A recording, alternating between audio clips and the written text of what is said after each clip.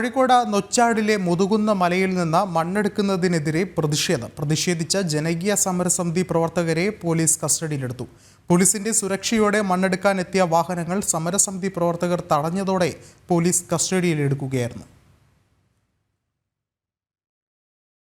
Road നിർമ്മാണത്തിന്റെ പേരിലാണ് മുതുകുന്ന മലയിൽ നിന്ന് മണ്ണ് ഖനനം ചെയ്യുന്നത്. എന്നാൽ മലയുടെ മുകളിൽ റിസോർട്ട് നിർമ്മിക്കാനാണ് മണ്ണെടുക്കുന്നതെന്നാണ് സമരസമിതി പ്രവർത്തകർ ആരോപിക്കുന്നത്. നേരത്തെയും മണ്ണെടുപ്പിനെതിരെ പ്രതിഷേധമുയർന്നിരുന്നു, പിന്നീട് നിർത്തിവെച്ചു.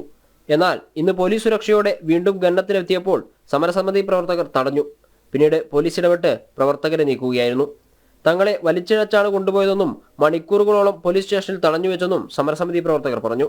മഴയുടെ താഴ്വാരത്ത് 200ഓളം കുടുംബങ്ങൾ താമസിക്കുന്നുണ്ടെന്നും പരിസ്ഥിതിക്കെന്ന പോലെ മണ്ണെടുപ്പ് ജനങ്ങളുടെ ജീവിതത്തിനും ഭീഷണിയാണെന്നാണ് നാട്ടുകാർ പറയുന്നത്. ജലജീവൻ മിഷന്റെ 20 ലക്ഷം ലിറ്റർ സംഭരണശേഷി നിർമ്മിക്കുന്ന വാട്ടർ ടാങ്കിലും മണ്ണ് ഖനനം പ്രതിസന്ധിയാകുമെന്ന ആശങ്കയുണ്ട്. വാഗാട് കമ്പനിയുടെ നേതൃത്വത്തിലാണ് മണ്ണെടുപ്പ് നടക്കുന്നത്. എന്തു വില കൊടുത്തും മുതുകുന്ന മനയിൽ നിന്ന് മണ്ണ് ഖനനം ചെയ്യുന്നത് തടയുമെന്നാണ് നാട്ടുകാർ പറയുന്നത്. ജനം, കോഴിക്കോട്.